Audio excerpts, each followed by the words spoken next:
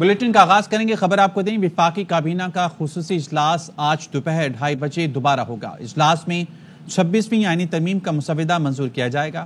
رات گئے وزیراعظم شہباز شریف کی زیر صدارت وفاقی کابینہ کے اجلاس ہوا۔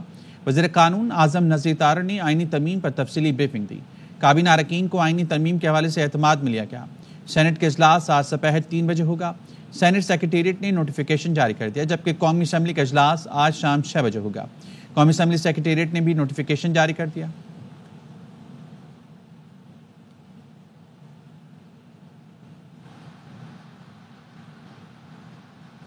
وفاقی وزیر قانون اعظم نذیر تارڑ نے کہا ہے کہ بعض تبدیلیوں کے بعد آج کابینہ سے ترمیمی بل منظور کروایا جائے گا۔ اس مسودے کو تیار کرنے میں بہت کوشش کی گئی ہے۔ حکومت کچھ چیزوں سے پیچھے ہٹی ہے اور کچھ اپوزیشن کی رائے کو مقدم رکھا گیا ہے۔ اگر آج آئینی ترمیم منظور ہو گئی تو اس کے مطابق چیف جسٹس کا تقرر ہوگا۔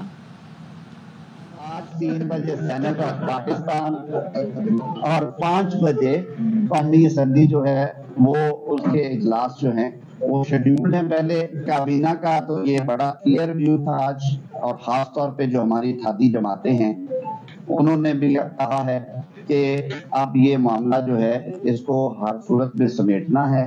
جو ہماری اتحادی جماعتیں ہیں ان کا بار بار یہ اصرار تھا وہاں پہ کہ آپ کے پاس یہ گنجائش ہے کہ آپ اسے پاس کر سکتے ہیں، لہٰذا جو آج کے اجلاس ہوں گے ان میں یہ انشاءاللہ العزیز انٹروڈیوس کروا کے ان پہ ووٹنگ کروا دی جائے گی، اور اللہ تعالیٰ اچھا نظام دے اس ملک کو۔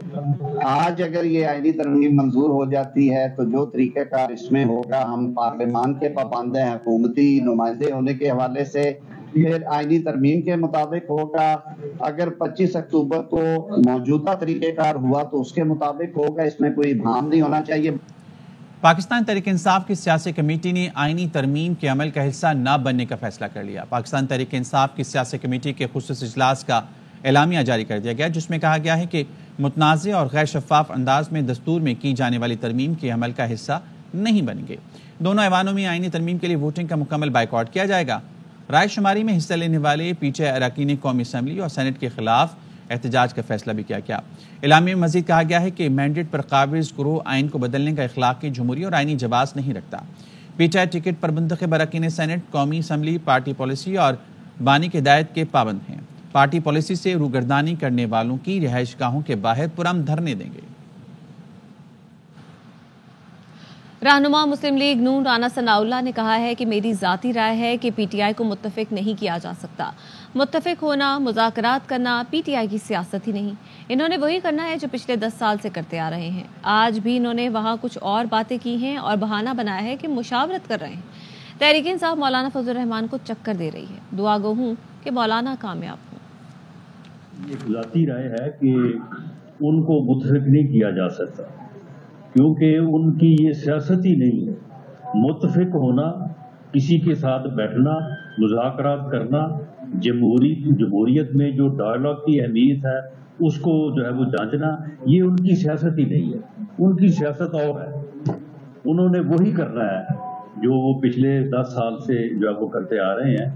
تو ویسے میں دعا گو ہوں کہ مولانا کی یہ بہت ہی ایک اچھی جمہوری اور محب وطن سوچ جو ہے وہ غالب آئے اور وہ کامیاب ہوں، لیکن میری اسیسمنٹ یہ ہے کہ یہ چیزیں جو ہے وہ ان کے اوپر جو ہے وہ اثر نہیں ہوگی۔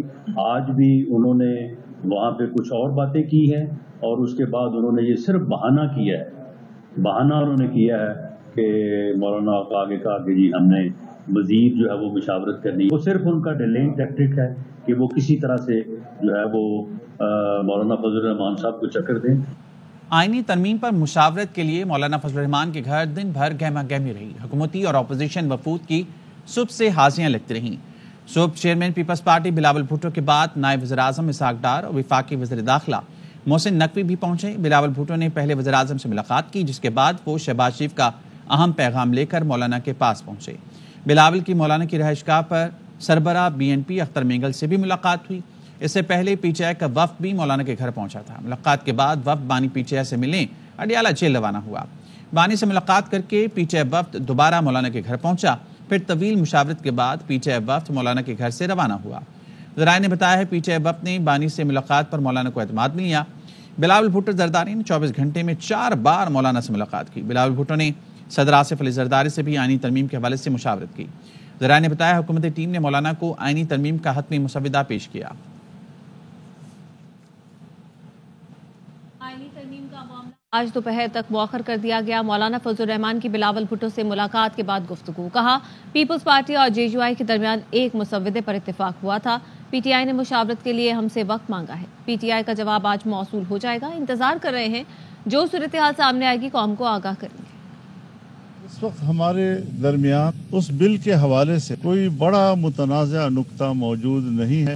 اکثر اختلافی اجزاء اب تحلیل ہو چکے ہیں۔ ہم نے پاکستان تحریک انصاف کو بھی اعتماد میں لیے رکھا اور حکومت کے ساتھ ہماری مذاکرات میں جتنی پیش رفت ہوتی رہی ہم نے اس پیش رفت سے مسلسل ان کو آگاہ رکھا۔ آئینی ترمیمی بل کا مسودہ جب ہماری طرف سے مکمل ہوا اور ہم نے اس کا ایک آخری ڈرافٹ تیار کر لیا تو پاکستان تحریک انصاف کی جو قیادت انہوں نے خواہش ظاہر کی کہ ہم بانی پی ٹی آئی سے ملاقات کرنا چاہتے ہیں تاکہ اس اتفاق رائے کو ان کی تائید اور منظوری حاصل ہو سکے، اور ملاقات کے بعد ان کو حکومتی رویوں سے شکایت رہی، تاہم میرے پاس جو بانی پی ٹی آئی کا پیغام مجھ تک پہنچایا وہ ایک مثبت لب و لہجے کا، مثبت رویے کا جواب تھا۔ اس بات کی ضرورت پاکستان تحریک انصاف کو تھی اور میں نے جائز سمجھی پارٹی کے اعلی ذمہ داران سے بھی مشاورت کریں، اور کل کا دن انہوں نے مانگا اور میں نے ان کے ساتھ اتفاق کرا۔ کل ان کا جواب موصول ہو جائے گا اور اس کے بعد جب پارلیمنٹ کے اجلاسوں کا تعین ہوگا ہم اس میں ووٹ بھی کر سکیں گے۔ ہم کل تک کا انتظار کر رہے ہیں اور جو صورتحال سامنے آئے گی اس سے ہم قوم کو بھی آگاہ کریں گے۔ چیئرمین پیپلز پارٹی بلاول بھٹو زرداری نے کہا ہے کہ پی ٹی آئی کے جن نکات پر تحفظات تھے وہ ترامیم میں شامل نہیں۔ یقین ہے مولانا فضل الرحمان پی ٹی آئی کو بھی قائل کر لیں گے۔ آئینی اصلاحات ہونے جا رہے ہیں، جہاں تک ان کا کانٹینٹ ہے اس کے کانٹینٹ جو ہم سب نے اتفاق کے ساتھ بنایا ہے وہ تقریباً تمام جماعتوں نے اس کو انڈورس کیا ہے، جبکہ ان کے تمام اعتراضات، ان کے تمام شکایتیں اب اس آئینی ترمیمی بل میں موجود نہیں ہیں۔ تو مجھے یقین ہے کہ مولانا فضل الرحمان ان کو بھی قائل کر لیں گے، اور جو اب ہمارا بل ہے جو ہم نے مل کے لکھا ہے، میرا درخواست ہے مولانا فضل الرحمان صاحب سے کہ وہ بل جے یو آئی خود پیش کرے، اور امید یہ بھی ہے کہ نہ صرف حکومت میں جو اتحادی جماعتیں ہیں مگر جو اپوزیشن کے سیاسی جماعتیں ہیں وہ بھی اس ووٹ میں ساتھ دے سکیں گے، اور جیسے ہم نے 18ویں ترمیم اور 1973 کی آئین کی اتفاق رائے سے پاس کروایا، میرا یہی خواہش اور یہی کوشش رہا ہے کہ ہم اس آئینی ترمیم کو بھی اتفاق رائے سے، سیاسی اتفاق رائے سے پاس کروائیں۔ وزیر دفاع خواجہ آصف نے کہا ہے کہ ترمیم کے لیے آج مسودہ دونوں ایوانوں میں پیش کر دیا جائے گا۔ ترمیم میں کوئی تاخیر نہیں ہوئی، آج ہی دونوں ایوانوں سے پاس ہوگی۔ ترمیم کے مسودے پر پی ٹی آئی سے ڈکٹیشن لینے کی ہمیں ضرورت نہیں ہے۔ دیکھیں، ہم چاہتے ہیں کہ کنسنسس ڈاکومنٹ جو ہے نا وہ کل سے جو ہے پارلیمنٹ سے اپروو ہو جائے، جو کنسنسس ڈاکومنٹ جس کے اوپر میں ساری پارٹیاں متفق ہیں۔ اچھی بات ہے اگر کنسنسس ہو جائے، کنسنسس نہ ہو جو ہمارا اوریجنل ڈرافٹ ہے پھر اس کے اوپر ووٹ کرو۔ ہمیں اس قسم کی ڈکٹیشن دینی چاہیے، ساری کڑی ویلنگ وہاں آئی دی ہے۔ Chairman P T I barrister Gohar کہتے ہیں ہمارے سینیٹر پارٹی پالیسی کے خلاف ووٹ دینے جا رہے ہیں۔ میرا خیال ہے زرکا تیمور اور فیصل سلیم پارٹی پالیسی کے خلاف ووٹ دینے جا رہے ہیں۔ کچھ دو سینیٹرز کی طرف گئے ہیں، چاہے وہ پیسے سے گئے، چاہے وہ پریشر سے گئے، جس بھی طریقہ ہتھ کنڈا استعمال ہوا ہے ہم اس سب کی مذمت کرتے ہیں. یہ جمہوریت کی روح کے خلاف. زین قریشی صاحب محفوظ ہیں؟ زین قریشی صاحب محفوظ ہیں؟ اللہ کرے محفوظ. وہ سینیٹرز کون ہیں جو ان کی طرف جا رہے ہیں؟ میرا خیال ہے ایک زرکا ہے، دوسرا فیصل سلیم صاحب. جی. سینیٹر فیصل بابڈا کا کہنا ہے کہ آج شام ان کی سالگرہ سے پہلے ہی 26ویں آئینی ترمیم منظور ہو جائے گی. 6 بجے نیشنل اسمبلی کا کنسنس جو ہے ٹھیک ہے، نہیں ہوتا تبھی اس میں ہم نے کہا وداؤٹ آ گیا. ہم 1:30 بج رہے ہیں، آج کا دن آ گیا تو آج ہی کا دن ہوگا. 3 بجے ہوگا یا 6 بجے نیشنل اسمبلی کا ہے، 1 گھنٹہ آگے پیچھے کر لیں. تو جو کہا تھا وہ اللہ کے کمزور ہے. اب اس میں بسم اللہ ہم نے کہا تھا کسی کے ساتھ یا کسی کے بغیر. اسلام آباد ہائی کورٹ کے احکامات PMDC حکام نے ہوا میں اڑا دیے. وزارت صحت کی جانب سے رجسٹرار PMDC اور سابق اکاؤنٹنٹ کے خلاف اندراج مقدمہ کی درخواست پر بھی عمل نہ ہو سکا. دستاویز کے مطابق PMDC میں تعینات NEA کے سربراہ کو مبینہ طور پر سرکاری ریکارڈ ضائع کرنے کے الزام اسلام آباد ہائی کورٹ نے برطرف کیا، جس کے خلاف اپیل بھی خارج کر دی. تاہم محمد اسماعیل فضل PMDC میں NEA کے سربراہ کے طور پر بدستور تعینات ہیں. رجسٹرار PMDC نے عدالت کو محکمانہ کارروائی کی یقین دہانی کرائی. عدالتی حکم کے باوجود محمد اسماعیل فضل کو دوسری انکوائری پر بحال کر دیا گیا.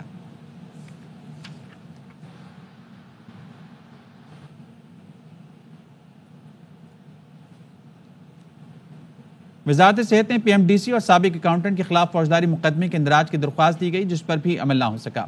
رجسٹرار PMDC ڈاکٹر شائستہ نے عدالتی آرڈر کو غلط قرار دے دیا. پنجاب حکومت کی ہدایت پر ضلعی انتظامیہ خانیوال کی جانب سے گندم کی کاشت کے لیے پیشگی اقدامات کا آغاز کر دیا گیا ہے. رپورٹ کر رہے ہیں ساجد خان.